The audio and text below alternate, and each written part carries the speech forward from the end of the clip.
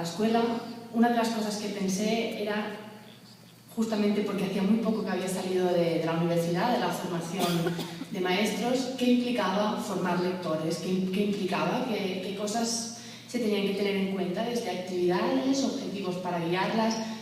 Y bueno, esa pregunta nunca se me fue de la cabeza, tanto que cuando he ido a hacer alguna formación con otros maestros en otros centros, para empezar les pregunto eso, ¿qué implica formar lectores? Para ver un poco de dónde partimos, ¿no? Y un día, después de 4 años, cuando se estaba a punto de acabar con el grupo que van a ver toda la exposición, en la mesa tenía una preparación de una formación.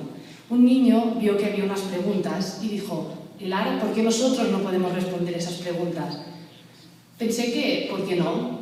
Y voy a empezar con lo que respondió uno de los niños a qué implica formar lectores después de que él hubiera vivido durante 4 años una experiencia de formación lectora escolar. Él respondió: formar lectores, quise poner el original, yo traduzco, está en catalán, dice: formar lectores implica conseguir como un propósito definitivo que unos niños normales y corrientes a los que no interesa la lectura se conviertan en lectores. Para empezar, hace falta presentar libros a los niños porque así les puedan empezar a conocer y a disfrutarlos. También hace falta que los niños lean individualmente. Por eso, primero hace falta un rato al día, siguiendo un horario hasta el punto que leer sea un hábito. Ser lector también implica saber interpretar los libros que uno lee. Por eso hace falta discutir de tanto en tanto las lecturas y hacer un debate. Bueno, después de esto creo que toda presentación que pueda hacer quedará muy por debajo de esta explicación de un niño que cuando escribió esto tenía 11 años. Bien, nuestro recorrido un poco fue el siguiente. Fue un recorrido de 4 años, 4 cursos. Yo los conocí a los chicos, un grupo de 18 chicos, cuando ellos tenían 8 años y los dejé para que hicieran su paso en secundaria justo en junio de este año, después de 4 años y con ellos con unos 12 años cumplidos. Para mí el inicio fue rocoso, si no muy rocoso, puesto que cuando los conocí yo les pregunté el primer día cómo se llamaban, qué aficiones tenían y un libro favorito. Ellos se preguntaban un libro favorito y yo les dije, bueno, todo sirve, un libro que les hayan leído, un libro que conozcan, un libro que leyeron, algo que leyó la maestra. Y de los 18, solo uno fue capaz de contestar que él leía unos libros de la saga de Stilton. Los demás decían que no recordaban ni en la escuela ni en casa. Y bueno, ese punto de partida me hizo pensar que lo que hacía falta era un poco girar el orden que yo oía que los maestros defendían para abordar el tema de la lectura. Y en lugar de empezar con la mecánica de la lectura y volver con ellos a leer letra a letra, y así pensé que no, que lo que hacía falta era que les gustara leer, que les gustara, que tuvieran ganas de escuchar historias, de leerlas, de compartirlas, y que poco a poco estas ganas de leer generarían este hábito de leer, esta constancia diaria que la escuela puso un espacio para hacer, pero que ellos también tendrían ganas de tener ese tiempo para leer de manera habitual. Y como una cosa totalmente secundaria, quizás no, la mecánica mejora y eso lo muestran algunos resultados, pero no nos interesaba para nada. Y es en este orden un poco al revés de lo que allí muchas veces se habla, que nos paramos en el hábito lector, en ver que cuando uno va adquiriendo este hábito de leer muchos libros de manera sistemática y constante, podíamos atender por un lado a todos los aspectos relacionados con la formación del lector literario y también, y sin dejar nunca de lado y como eje de hecho principal, la dimensión social de la lectura, pensando que de nada sirve todas aquellas actuaciones escolares, ya sean sobre lectura o sobre cualquier otro ámbito, que se quedan en el recinto escolar, ¿no? Las actuaciones que, a mi entender, tienen sentido son aquellas que traspasan la frontera y que arraigan en la dimensión social de sus vidas, de sus familias, de sus actuaciones en sociedad y no en lo que pasa en la escuela, ¿no? Pero sí que el núcleo eran estas actuaciones escolares. De modo que lo que nos parecía es que hacía falta una buena planificación para seguir esta marcha o este camino. Una planificación que pasaba por tener un espacio para leer en el aula, un espacio diferente al de las sillas o las mesas. También espacios donde la literatura estuviera visible, donde hubiera sitios donde colgábamos los poemas, los libros que se habían leído, donde ellos recomendaban textos, de manera que la literatura estaba presente, ¿no? en alguien que entraba en nuestra clase, podía ver que en esa clase, como decían ellos, nosotros somos lectores. También espacios para que ellos fueran dejando registro de ese camino lector. Niños que no tenían referentes, que afirmaban no gustarles la lectura, aquí ideamos un tipo de estantes para que ellos fueran registrando sus lecturas y, por supuesto, también un corpus de libros que pensaran los distintos perfiles lectores. Con 8 años había niños que se iniciaban en la lectura a nivel de mecánica y niños que leían ya con una rapidez adecuada a la edad, ¿no? Entonces, lo que ideamos fue un puzzle, esta idea de puzzle de actividades para guiar la ruta que iba a durar. En aquel momento pensaba que 1 año, pero que duró 4 años. De entrada, ver estos espacios diarios, 30 minutos de lectura diaria silenciosa que ellos leían una novela, proyectos de lengua, abandonar el libro de texto con textos creados para y partir de textos reales, álbumes, novelas, cualquier tipo de texto real para abordar distintos elementos literarios, ver también cómo las familias en algunos de estos proyectos tenían mucha voz, como en el caso de los cuentos populares que los abuelos vinieron a contar y a relatar historias, pensar también en algún espacio para que ellos ejercitaran la lectura expresiva en voz alta, como aquí ellos titularon El atril de la elegancia, donde se podía leer cuando uno había preparado en casa algún texto, leerles cada día en voz alta. También discutir de manera un poco una vez al mes, como mínimo, algún álbum ilustrado y todos hablar del mismo libro, de modo que cuando pasaron 2 años ellos quisieron tomar ese papel y por eso sale una niña, porque ella hacía de Lara y hacía ella su debate, ella guió el debate. Hacer un préstamo semanal de libros muy parecido a lo que sería una conversación social sobre libros de gente que se encuentra en un lugar y conversa sobre aquello que ha leído, sobre lecturas distintas, evidentemente cada semana ellos elegían qué llevarse a casa y finalmente tomar el papel de leer a los demás, en este caso a sus ahijados más pequeños de 4 o 5 años. ¿Por qué esta hoja de ruta? Aquí no nos vamos a parar porque si no seguro que el tiempo se va a alargar, pero sí pensar que para atender esta formación lectora y literaria y abordarla desde la dimensión social de la lectura, me parecía que agrupar las actividades y pensar por qué estas actividades, o al revés, qué objetivos queríamos cumplir y cómo estas actividades estaban respondiendo para que ninguno de los objetivos que queríamos lograr quedara sin ninguna actuación que lo hiciera posible. De modo que nos planteamos ver que todas estas actividades estaban sustentadas por algunos objetivos y que cubrían estas 2 dimensiones. De modo que cuando todo esto está en marcha, cuando todo esto funciona, cuando van pasando los meses, el camino empieza a ser un poco más llano, pero no menos emocionante. Yo creo que ahí empezó la emoción cuando empezamos a registrar qué pasaba con estas actuaciones, hacia dónde derivaban y qué efectos estaban teniendo, ¿no? De efectos hay muchos, toda la parte de la formación del lector literario, de cómo ellos hablan de textos queda fuera. Aquí vamos a ver, enlazando un poco con el eje del seminario, qué hizo, cómo la lectura, la literatura, un poco fue tejiendo esa sociedad un poco en estos 4 años, de modo que vamos a estructurarlo en qué pasó con sus familias y qué pasó con su visión del mundo a partir de todas estas actividades. En cuanto a las familias, recogí algunas evidencias a lo largo de estos años que he organizado para ver algunos aspectos de los que sucedieron. En el diario de aula, el primer año apunté una vez que Nayara decía: a mí me ha encantado el león que no sabía escribir, se lo quería leer a mi hermano y él no quería y se fue al baño, pero yo lo seguí leyendo desde fuera chillando. Bueno, conociendo a Nayara, uno se puede imaginar aquella situación familiar y eso me hizo pensar en cómo las familias eran resistentes a estos libros, ellos no eran lectores, por eso supongo que también tenían un poco esta distancia, y los niños, ellos que empezaban a disfrutar de la lectura, a tener ganas de compartir, forzaban a la familia a entrar en estas prácticas lectoras, ¿no? Aunque no quisieran, ellos iban a resistir con la intención. Ideamos unas tablas para poder hacer un seguimiento lector, con la idea, más que de controlar lo que leían, de hacer que la familia supiera qué hacíamos se implicara, de modo que los padres y los niños firmaban si habían leído ese día 10 minutos en casa. Dejamos un espacio para las observaciones que siempre volvía vacío, pero un día empezaron a llegar observaciones. Observaciones de los padres, de las madres que explicaban cosas tan interesantes como una mamá que un día escribió: el sábado Delia se hizo socia de la biblioteca para poder coger libros, para leer, está muy contenta.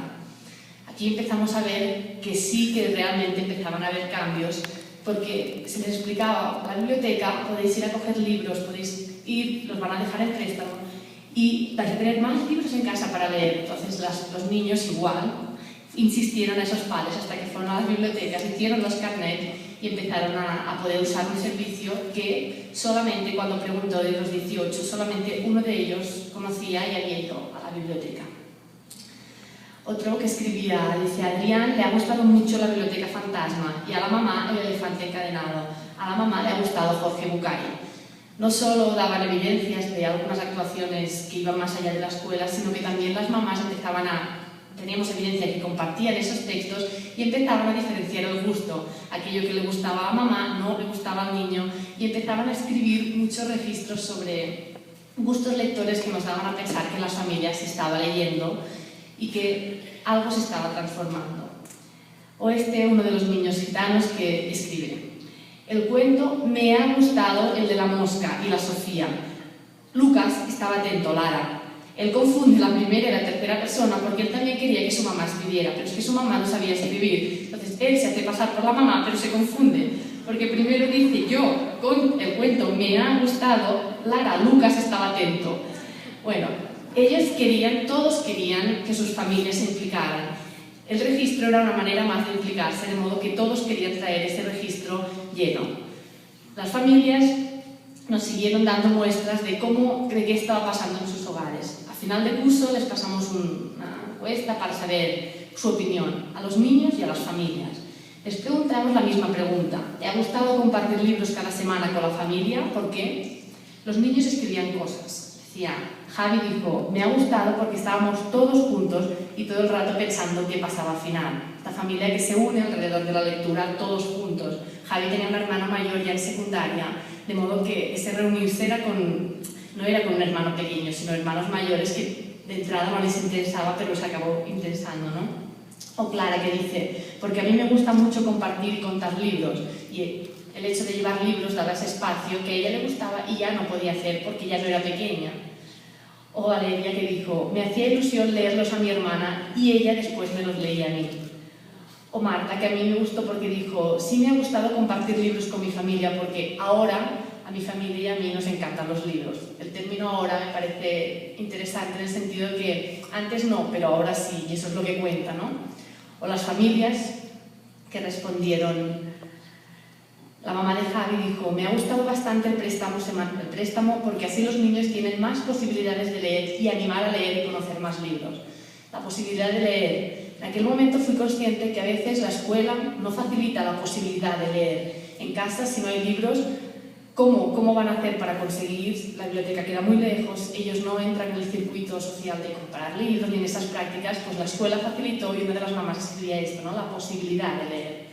O la mamá de Adriana, que decía: todos hemos leído mucho más durante este curso, muchas gracias. Muchas mamás agradecían el hecho de haber llevado libros, de haber tenido este tiempo que antes no habían experimentado. O la mamá de Nicole, que escribió: su hermana Anaís ha escuchado todas las noches los cuentos de Nicole, ahora no se duermen sin dormir. Otra mamá que utiliza el término no, ahora. Esto cambió, aquí las prácticas sociales en casa están cambiando. Tiempo más tarde vimos que ya ellos no querían tener ese registro porque decían que ellos ya leían, sus familias leían, de modo que la manera de que las familias siguieran presentes en la escuela debía variar. Cuando se hicieron mayores ideamos otra idea, porque las mamás empezaron a pedir leer novelas que sus hijos leían. Entonces, en el préstamo semanal pedimos que ellas también tuvieran voz, de manera que los niños se llevaban a casa este tipo de papeles para que las mamás escribieran qué pensaban ellas de esos libros que ellos también estaban leyendo.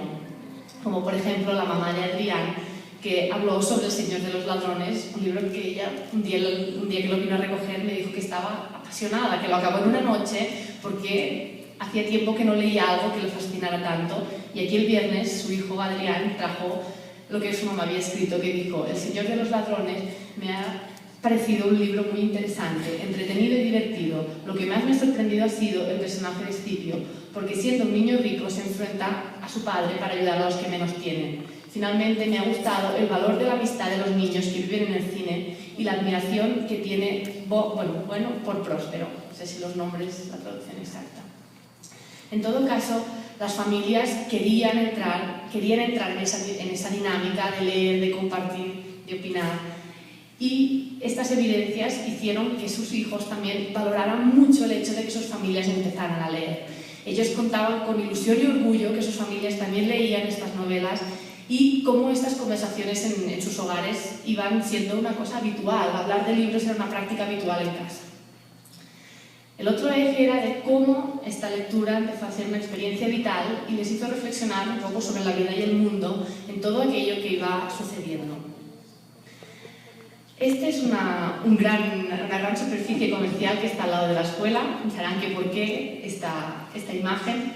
Pues porque un día uno de los niños gitanos me contó: Lara, en la mochila tengo una cosa que te gustará mucho. Va corriendo y saca la invención de Hugo. Le digo que qué emoción y me responde: me lo compré el sábado en el Carrefour. Y yo sé que la traducción es: conseguí que mis hermanos lo robaran el sábado en el Carrefour. Pero a mí me parece genial. Hasta ahora convencían a los hermanos para que les robaran pequeños juguetes, pulseras, bolis. Ahora lo que más desean tener son libros. Solo escribí en el diario de aula cuando los niños hacían quinto. Y sí, además, si fuera una librería de barrio, sí, quizás me daría un poco de pena, pero con esta superficie comercial creo que no es más pobre por los libros que robaron ellos. Pero... y esa organización, ahora, hay que decir que el jefe, el gran patriarca, no sé si de aquí poco me va a decir que no le gusta tanto, ni me protegerá tanto el coche, pero bueno. O bueno, voy a saltar este ejemplo, que vamos. O un día que Valeria dijo, en el segundo año, dice: yo esta Navidad he hecho una biblioteca en mi casa. Cuenta que hizo sus libros, que los ordenó, que les puso una pegatina. Y me parecía que esto daba respuesta a querer que en sus casas hubiera bibliotecas, hubiera lo que hay en el mundo, y que ellos querían entrar en esa tradición de comprar libros, de tener libros, y que estas prácticas se iban modificando, ¿no? O la mamá de Valeria en una entrevista, que hablaba de cómo, dice: yo le agradezco a Lara sobre todo de que ella le está sirviendo de terapia. Ella viene con su padre, coge su libro y se olvida de todo lo que vive y de los malos momentos. El entorno es adverso y las situaciones familiares eran muy duras en algunos casos, no solo por la cuestión cultural de los alumnos de etnia gitana, sino también por otras situaciones familiares. Y todos ellos, con la lectura también, muchos de ellos encontraron un refugio que tuvimos distintas evidencias sobre ello. Pero ya llegando al final, a mí me pareció interesante cómo ellos empezaron a hablar sobre temas difíciles, sobre temas que a veces a mí me costaba afrontar con ellos, como un día que leían El Príncipe de los Enredos, un libro que yo, a mi entender, no habla, no es uno de los temas principales, la muerte, pero ellos quisieron hablar de eso. Y aquí Albert es un niño con una resistencia muy fuerte a eso, como cuando dijo: no sé por qué los niños esto de la muerte no nos parece, no. Entonces ellos van hablando hasta que una niña dice: no, porque se tiene que conocer todo, edades, mayores, pequeñas, todos, porque si solo leyéramos libros de felicidad, de un final feliz, pues sería muy aburrido. Y Darío dice: y cuando se nos muera algún familiar nos haría mucha pena. Y Albert sigue con la resistencia: esto con Nana vieja, pero con este no. Y Adriana le responde: si no has leído libros de estos, no muchos, pero algunos, entonces cuando se muere alguien no sabemos ni lo que pasa, ni lo que es, ni nada. Y Albert sigue: pues mejor, así no sentiremos tristeza. Y Darío acabó con mucha fuerza, esto está grabado, y le dijo: mucha, Dani, sí la sentiremos, sí. ¿Y si lo sabemos? Y si has leído, bueno, sí sentiremos tristeza, pero no tanta, porque ya sabremos lo que es. Ellos empezaron a hablar, tuvieron ahí un diálogo que seguía sobre esto, y me pareció que ellos empezaron ya a hablar de cosas que nos remueven, que al final es de lo que habla la literatura, de la vida, de lo que vivimos, de lo que sentimos, y les empezó a hacer reflexionar sobre su mundo, sobre las cosas que les duelen, que les gustan, que añoran, como por ejemplo